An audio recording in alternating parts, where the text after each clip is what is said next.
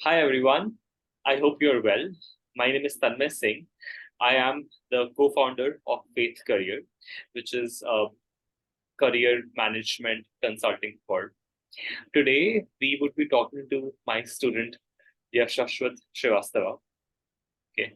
And his journey is very inspiring, and it is a testimony to the fact that active participation in co-curricular activities and submitting a strong application early in the admission cycle, preparing well for the interview, can nearly guarantee an offer letter from a target school. Watch this entire interview to know more about his candidature and to get some tips for your study abroad applications. If you haven't yet, please subscribe to our channel. That would mean a lot to us. Thank you.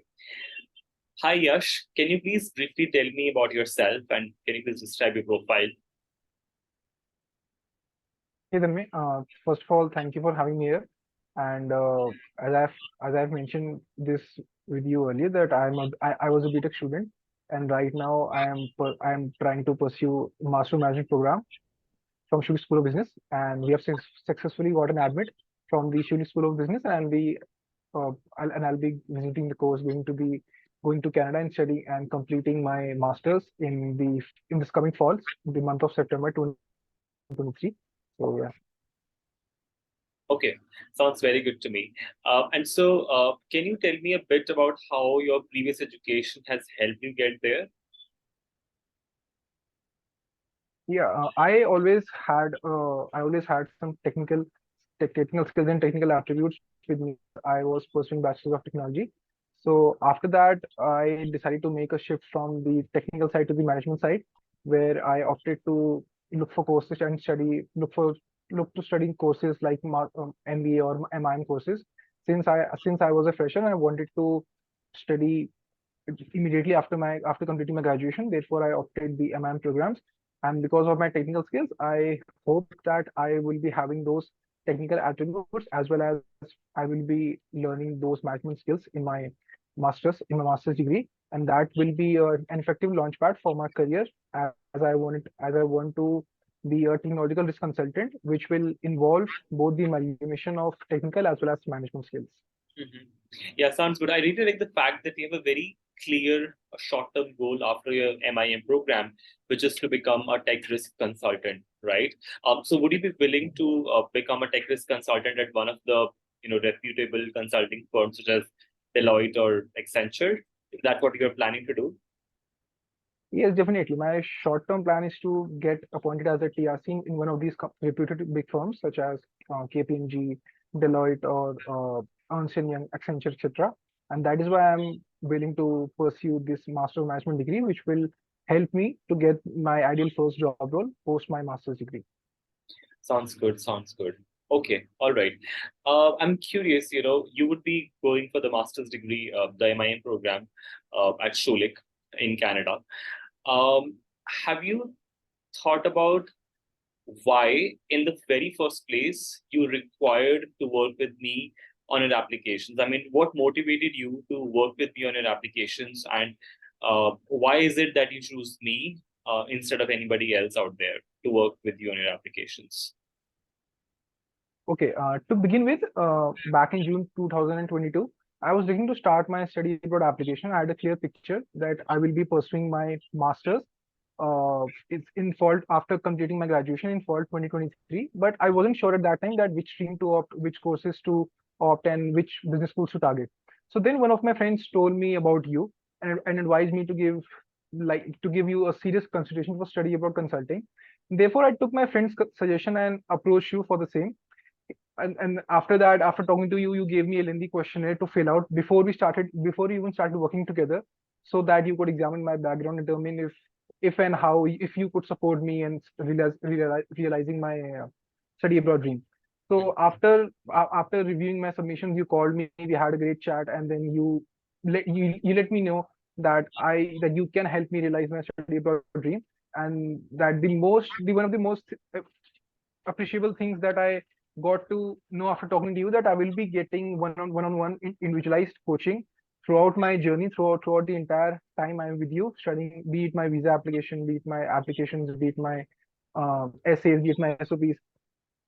That is one of the main things that attracted me towards working with you, so that I will be receiving individualized one-to-one advice, and that I will not be lost anywhere during my time of the study board applications.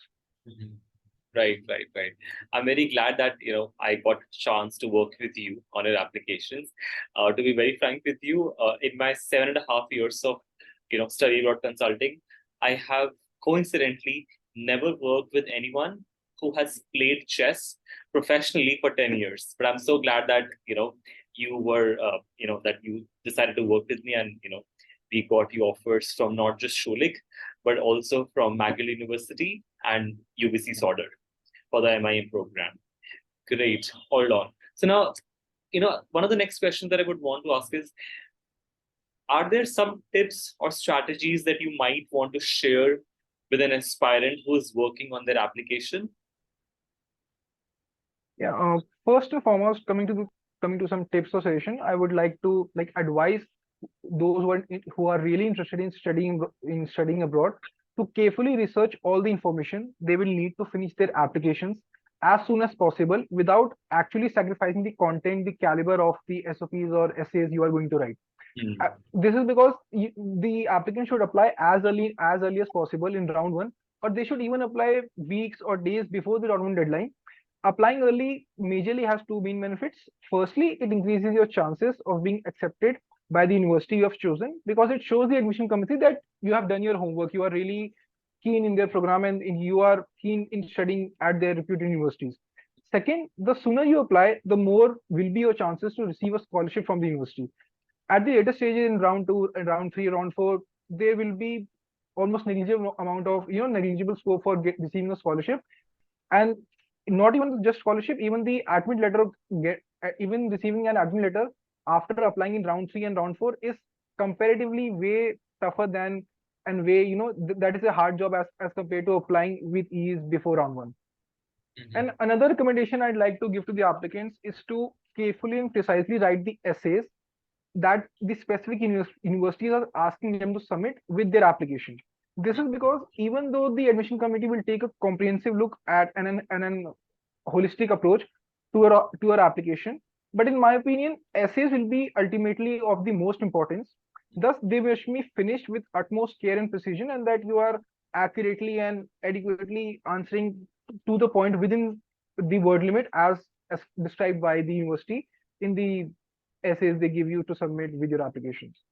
Yeah, that's a very important point actually, and that is because, as I always tell all of my students, I'm going to say the same here again, that your undergrad GPA, your GMAT score, your GRE score, your IELTS or TOEFL score, these are important things. However, the admissions committee is very inclined towards looking at the four human parts of your application, which are your CV, right? Your essays, which are extremely important, your recommendation letters, which tells the admissions committee what other people have to say about you, and finally your live and or recorded interviews, right? Because these are the human parts, as I like to call them, which the admissions committee is very interested in going through. And it is thus no surprise that the admissions committee gives a lot of importance to these four parts, right? And they constitute about 60 to 70% of your entire weightage. Like now, while it is true that most admission committees holistically evaluate your application, as you also said, it is also true that they do not give equal importance to every part of the application, right? So very rightly said that it's extremely important to work on your application as soon as possible, and at the same time give a lot of importance to the essays, because especially in case of business schools, these essays have a lot of importance, and they are usually varies. For example, in case of engineering schools, you might not have very fluctuating essays, but in case of business schools, as you would have observed, like when you and I were applying, the essays were extremely different. For example, in case of UBC, if you remember, we were asked to write a 500-word essay on EDI, equity, diversity, and inclusion, right? Whereas in case of Schulich, they asked you for a long-term and short-term goals, right? So yeah, very rightly said, it's extremely important to work on your essays and to start working on them as soon as possible. Perfect. Now, reflecting back on, my mentorship, can you please tell me how was my mentorship important while working on the application? Yeah, it's no doubt in saying that you have been an incredible mentor throughout the application process of my study abroad dream.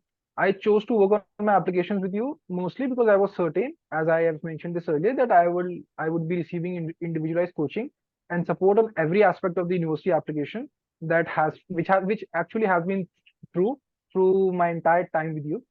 And also you have been consistently encouraged me to put in more effort each day so that I could submit these applications for the respective universities well before the first deadline. Yeah. Also, you have responded to any questions I might have 24/7, and I could sense that, I could feel that you did your best to answer them to the best of your ability, as much as you could help me at that point of time, be it the IELTS exam prep or the interviews preparation, or what to write in essays, what not to write in essays. You have always been extremely helpful in that manner, and I really appreciate that help. And that holds the major part of me receiving multiple admits from these top-rated business schools. Yeah. I think one of the key things, from your response that I would want to highlight on is, because I'm pretty sure a lot of people are watching it who also want to study abroad, especially in reputed schools such as Sauder, McGill, or UBC, which are, sorry, Schulich, which are actually the three schools from where you received admits, right? Is that uh, it's extremely important to submit your application as soon as you can. And when I say that, what I essentially mean is that if the application deadline is, let's say, 15 September, right, then you should aim to submit your application by at least 1st September, which is 2 weeks before the R1 deadline, the round one deadline, right?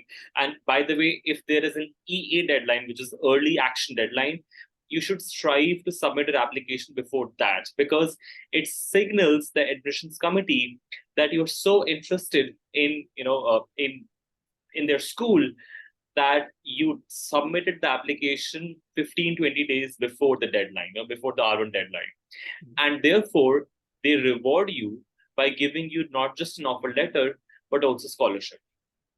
Right now, these scholarships are usually in the form of tuition waivers, because these are internal scholarships, right? And you're automatically considered for them. And so by showing and by submitting an application early, you are able to signal a very strong interest in the university. So I think that is an advice which is going to echo with a lot of people, right? Because we are recording this video in June, and it is the right time for anyone to get serious about their study abroad plans, because they should ideally be done with their GMAT or GRE by 15th of July, post which they should start looking at the different applications that have been released, and they should start submitting it, right? Perfect. All right, now, yes, so all of this was done, right? And then I remember that you also had invitations for interviews, right? Because business Yeah. schools usually like to interview the candidates before, they give them a final offer letter, because, an interview is an opportunity for the business school to assess if Yash would be a good fit for our school, and conversely, if we as a school would be a good fit for Yash's goals and aspirations, right? And so my question to you would be, how exactly did you prepare for the interview after submitting your applications to Canadian and UKB schools, and what were the steps which you took to prepare yourself for the interview? Okay, the interview, in my opinion, is always the last and most important phase in the administration process, because it evaluates the candidate's presence of mind, their body language, and their spontaneous thinking and understanding of the area, among the other things. Mhm. I remember, therefore, did everything possible to make sure I was very well prepared for these B school interviews, to serve as my mentor and provide me with a lengthy list of potential B school interview questions that I remember I used to read multiple times. Like, it had around 25, 30 Yes. types of different questions. So I Yes. could read them and adequately prepare them for the interview. As a result of what you suggested, I wrote these responses to those questions. Used to read them out in front of a mirror so that I could get a sense of what it will be to actually saying those responses in front of during the time of an actual interview. And this is how I majorly prepared for mock interviews with you. And I also remember, during our interviews, you would pose all the potential questions that I might be asked during the real interview. and how I would respond to each one of them the best as best I could. After the interviews, I remember we used to analyze and discuss what went wrong, what went right, and what extra could I have said, or what should I not say about certain questions, or how should I go about a certain question that just comes on top of mind. And we practiced this repeatedly multiple times. We practiced multiple mock interviews, and as a result of this only, I believe that I cracked all the three B school interviews I gave, that is of Schulich School of Business, York University, and University of British Columbia Southern Business School, and McGill University's the Saltes Faculty of Management. Mhm. So yeah, this is pretty much about how we went about the interviews, and we got 100% success rate in our interviews. Yes, yes. And I also remember that, you know, I think when we were preparing for Schulich's interview, you were slightly nervous, but the best thing is that you were able to come out of that nervousness and keep it aside, and then speak very confidently in front of me during the video call, because I was in Toronto at that time, I remember, and you ultimately did well. I also remember that when you received UBC's invite, you had a very short amount of time before you could select a slot and then actually appear for the interview, and then you were able to do it on your own, which is excellent. And you also received an offer letter from UBC. So, kudos to your interviewing skills and your communication skills, because they ultimately helped you a lot. Perfect, perfect. All right. Now, do you remember, because since you're talking about interviews right now, do you remember the different questions that were asked of you during the interviews? Yeah, more or less, I would say the introductory questions were more or less the same. They wanted to know about the personality and the other part, like they wanted to know the applicant other than what we have already submitted in the essays and the SOPs. And some of the questions that are like coming to my mind, as they used to ask me in the very beginning of the interview, they used to ask me, please introduce yourselves and mentioning your educational background and your areas of interest, etc. And one question I clearly remember that they asked me, since I am a BTech, I will be a BTech graduate. So why did I want to earn an MIM degree, and why then? Like, why do I want to pursue an MIM degree after my BTech? And another question they asked me, I remember, how did I interest my how did I develop my interest from the tech side to management side, as I was a BTech, I was going to be a BTech graduate. So after during my BTech graduation years, how did I develop that interest of having a shift in my career from tech side to management side? And the question I'm about to tell you right now, the next question I'm about to talk about is the was the most peculiar question that came my way in all the three interviews.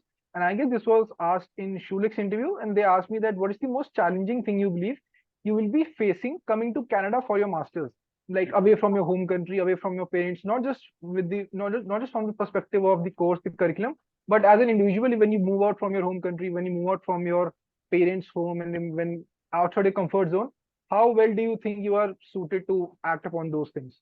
Yeah.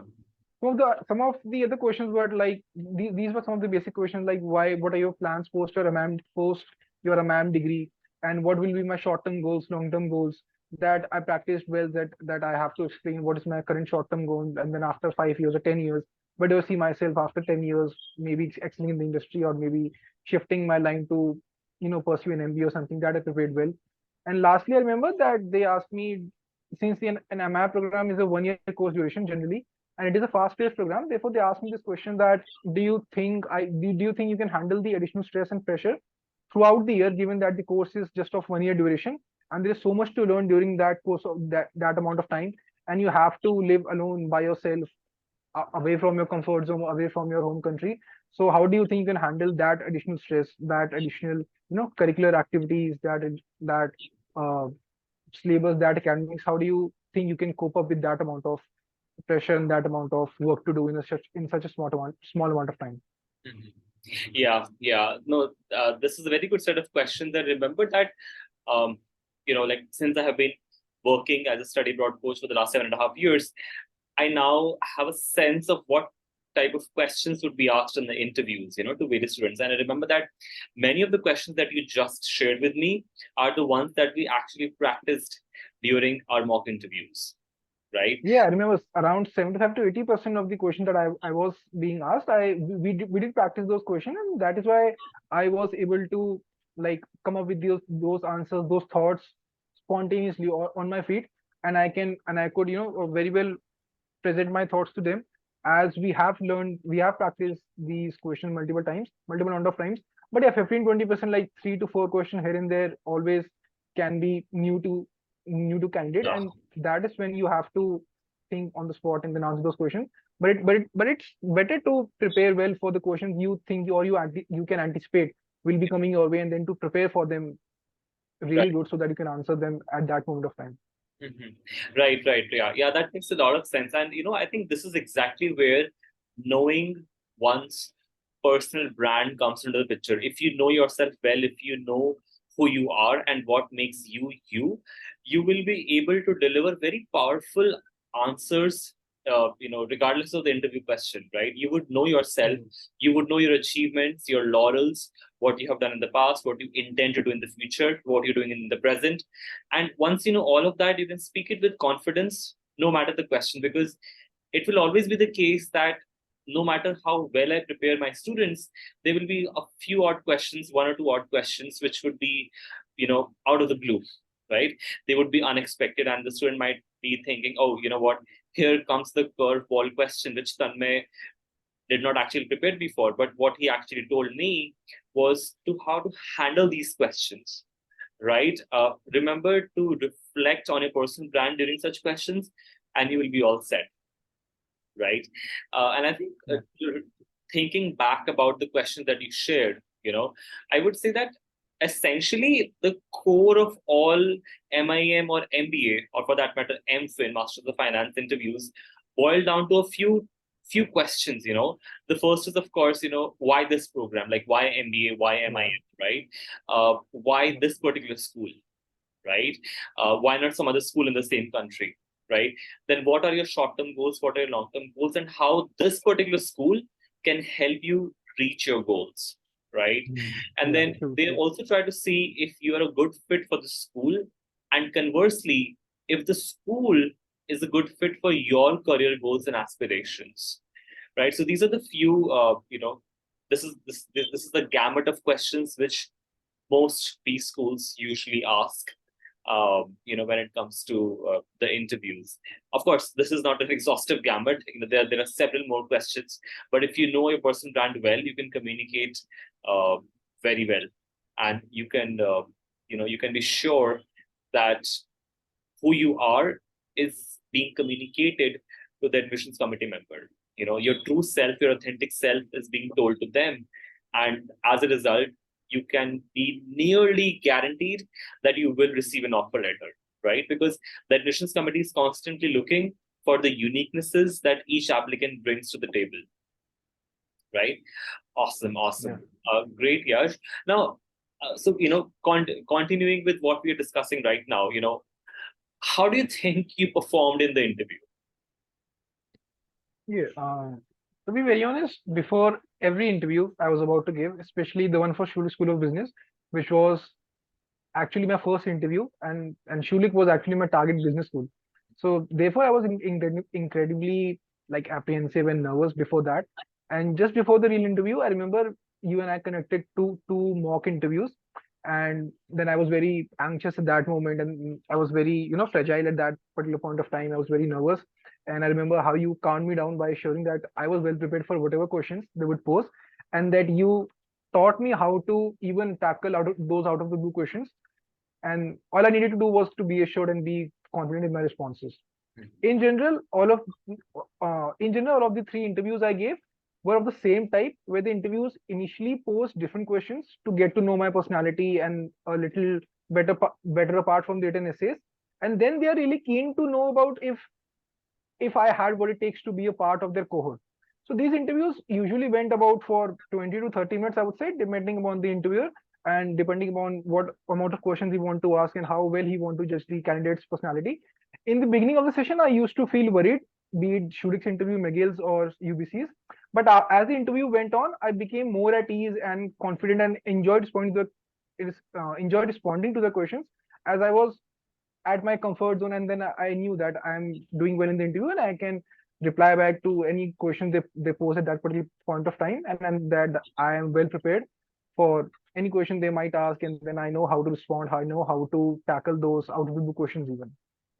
Yeah, yeah, sounds good. Sounds good to know that, Yash. And to add on to what you said, I would say that it is very important to know that you can give me 1 second. Yeah, that you can answer any sort of question, no matter what, and essentially you'll be able to do that. You'll be in a position to do that when you know your personal brand, when you know who you are, what values you have, and all sorts of those things, right?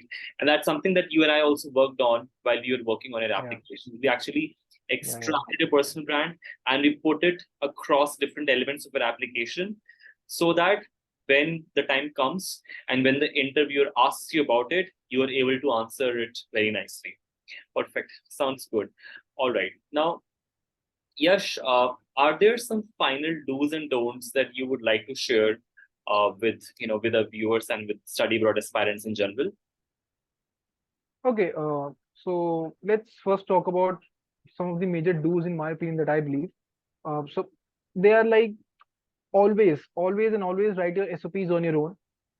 You can take help with your consultant or with any of your friend or any other person you're consulting with, but the writing and the idea should be yours so that there is uniqueness in them. Later when the interview asks questions from your profile and SOPs, so there is no discrepancy there, that the answer should match. Whatever you have written in your essays, your recipes should match with whatever you are trying to convey them in the live interview.